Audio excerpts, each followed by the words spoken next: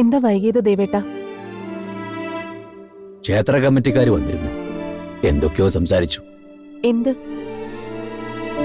ക്ഷേത്രത്തിന്റെ പുനരുദ്ധാരണത്തെക്കുറിച്ചാണോ അതോ മറ്റെന്തെങ്കിലും ചടങ്ങുകളെ കുറിച്ചാണോ സംസാരിച്ചതെന്ന് എനിക്ക് ഓർമ്മയില്ല. ഓർമ്മയില്ലെന്നോ? ദേവേട്ടൻ എന്താ ഈ പറയുന്നേ? പനി വല്ലാണ്ട് കൂടിയോ? പനിയുടെ അല്ല,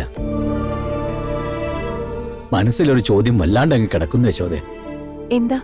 വെളുപ്പിന് സംഭവിച്ച വരുണിന്റെ വരവ്. ഭാര്യയുടെ ചേച്ചിക്ക് എന്തോ സംഭവിച്ചു എന്ന് കരുതി അന്വേഷിച്ചു വരാനുള്ള സ്വാതന്ത്ര്യമൊക്കെ അയാൾക്കുണ്ട്. പക്ഷെ അയാൾ വന്ന രീതി അതല്ല. ആണോ? ഈ വീട്ടിലുള്ളവര് എന്നിൽ നിന്ന് എന്തെങ്കിലും മറയ്ക്കുന്നുണ്ടോ? നിങ്ങൾക്ക് മാത്രമായിട്ട് എന്തെങ്കിലും രഹസ്യമുണ്ടോ യശോദേ? യശോദേ, ഞാൻ തന്നോടാ ചോദിച്ചത്. വരുൺ വെറുതെ വന്നു പോയതാണെന്ന് എന്നോട് പറയാൻ നിൽക്കരുത്. അല്ലാതെ നീ എന്താ ദേവ പറയിപ്പിക്കാൻ നിൽക്കുന്നേ? അല്ല, നിന്നിൽ നിന്ന് ഞങ്ങൾ എന്ത് രഹസ്യം മറച്ചു വെച്ചു എന്നാ? എന്തെങ്കിലും ഒരു കാര്യം മനസ്സിലെടുത്തു വെക്കുക, എന്നിട്ട് അങ്ങോട്ട് കുറ്റം പറയാൻ തുടങ്ങുക. അതല്ലേ ഇപ്പൊ പറഞ്ഞോണ്ടിരിക്കുന്നേ. എന്നെ കൺമുമ്പിൽ കണ്ടുകൂടായെങ്കിൽ ഞാൻ അങ്ങ് പൊയ്ക്കോളാം. ഇങ്ങനെ ഉറങ്ങാതെ സ്വബോധം വിട്ടു നടക്കുന്നത് കാണുമ്പോ വേദനയുണ്ട്. ആരും എനിക്ക് വേണ്ടി വേദനിക്കണ്ടാമേ. അതിനൊക്കെ ഏറ്റവും ആദ്യം അവകാശമുള്ള ഒരാൾ ഇവിടെ ഉണ്ടായിരുന്നു, എന്റെ മോള്. അച്ഛനെ അവള് മനസ്സിലാക്കിയില്ലെങ്കിൽ പിന്നെ വേറെ ആരും മനസ്സിലാക്കുന്നതിൽ പ്രയോജനവുമില്ല.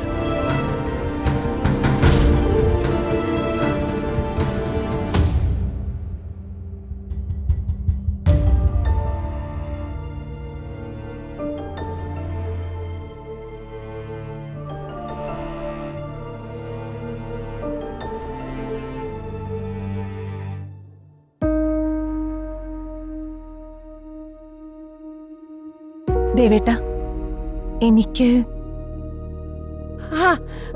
അവനെ ഒന്ന് വിശ്രമിക്കാൻ വിട ശോദേ. അല്ല, താൻ എന്താ പറഞ്ഞത്? താൻ എന്താ ഇപ്പൊ എന്നോട് പറഞ്ഞു വന്നത്? തനിക്കെന്തോ എന്നോട് പറയാനുണ്ടെന്നല്ലേ?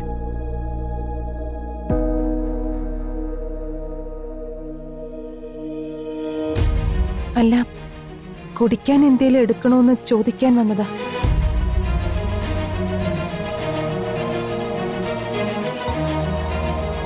എന്തെങ്കിലും ഒളിക്കുന്നുണ്ടോന്ന് ഞാൻ ചോദിച്ചാ ഇല്ല. പക്ഷേ എത്ര നാൾ നിങ്ങൾക്ക് ഇങ്ങനെ ഒളിക്കാൻ പറ്റുമോ യശോദേ?